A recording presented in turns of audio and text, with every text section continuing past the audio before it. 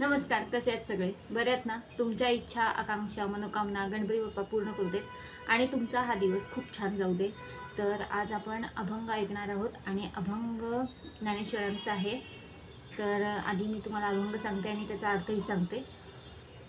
गावी तिचे निरंजनी वाडे रे, तिसवे पाडे रे, तिने दैत्य मारिले कुवाडे रे गाईचे. सांगता बहुत कुवाडे रे कान्हो, ते सांगा पा धेनू कणव रे. तिसी नाही तिनी गुण रे कान्हो, बाप रखुमा देवी वरू विठ्ठलू रे, ते उभी पुंडलिकाचे द्वारी रे कान्हो. याचा अर्थ असा आहे की एक परमात्मरूपी गाय निरूपाधिक निरंजन स्थितीला आहे. तिची व्याप्ती विश्वरूपी वाड्यामध्ये असून तिला देव, दैत्य, मानव अशी 3 मुले आहेत. त्या 3 मुलातील असुर संपत्तिमान दैत्य सहज तिने मारून टाकले. त्या परमात्मरूपी गायीचे पोवाडे सांगावे तेवढे थोडेच आहेत. ती गाय कोण आहे सांगा पाहू. तिला 3ही गुण नाहीत.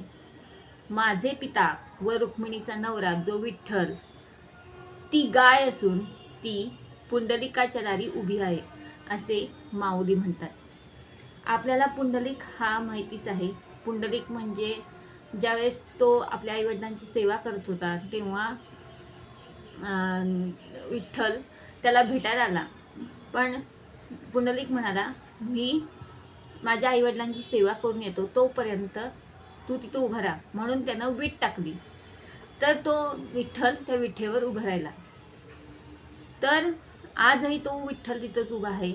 म्हणून माऊली म्हणतात, पुंडलिकाच्या दारी ती गाय म्हणजेच विठ्ठल उभा आहे. जी एक परमात्मरूपी गाय आहे तिला 3 लेकरं आहेत, म्हणजे मुलं आहेत 3. एक दैत्य, देव आणि मानव अशी 3 मुलं आहेत.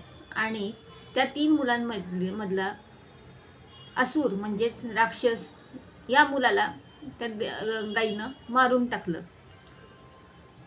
तर मारून तर टाकलं, पण त्या गाईचं पोवाडे सांगायचे म्हणजे तिचे जे गुण सांगायचे ते सांगावे तेवढेच कमीच आहेत. तर ती गाय कोण म्हणजेच आपल्याला त्यांनी ओळखायला सांगितलं, ती गाय कोण म्हणून सांगा पाहू. तर ती गाय म्हणजे दुसरं तिसरं कोण नाही तर विठ्ठलच आहे असं माऊली म्हणतात. आपण गाईला गाईच्या पोटात 33 कोटी देव आहे म्हणतात. आणि पण माऊलींनी म्हणजे ज्ञानेश्वर माऊलींनी गाईचं उदाहरण आपल्या विठ्ठलाशी केलेलं आहे. गाईची तुलना विठ्ठलाशी केलेली आहे. आणि गाय म्हणजेच गाईच्या पोटात 33 कोटी देव असतात. त्यातलाच एक देव म्हणजे विठ्ठल आणि ती परमात्मरूपी गाय म्हणजेच विठ्ठल हा माऊलींनी विठ्ठल म्हणजे विठ्ठलाबद्दलच आपल्याला सांगितलं आहे. विश्वरूपी वाड्यामध्ये हे जे विश्व आहे त्याचं या विश्वाला त्यांनी वाड्याचं रूप दिलेलं आहे. आणि वाड्यामध्ये कारण का प्रत्येक वाड्यामध्ये आपण बघतो तर एक एक गायी असतात. तसंच या वाड्यामध्ये सुद्धा ही गाय आहे. कारण का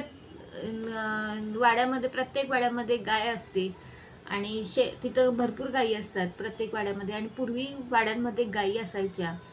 तर तिची व्याप्ती मोठी असून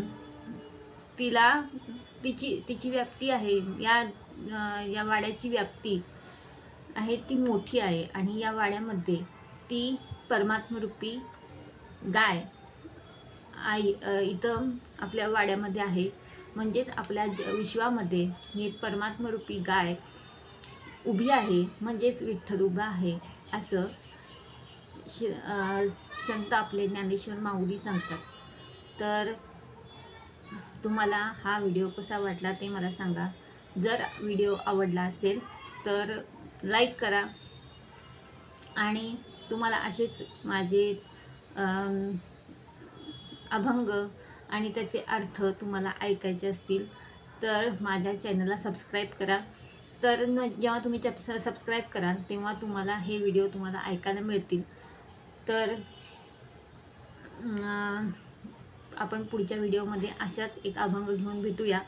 तोपर्यंत तुम्ही हरिनाम घेत राहा आणि आपण पुढच्या व्हिडिओमध्ये नक्की पुढच्या अभंगामध्ये सुद्धा आपण असेच चांगले काही अभंग बघतोय आणि त्याचे अर्थ पण आपण समजून घेऊया. तोपर्यंत पुंडलिक वरदा हरी विठ्ठल, श्री ज्ञानदेव तुकाराम, पुंडलिक वरदा हरी विठ्ठल, श्री ज्ञानदेव तुकाराम, पंढरीनाथ महाराज की जय.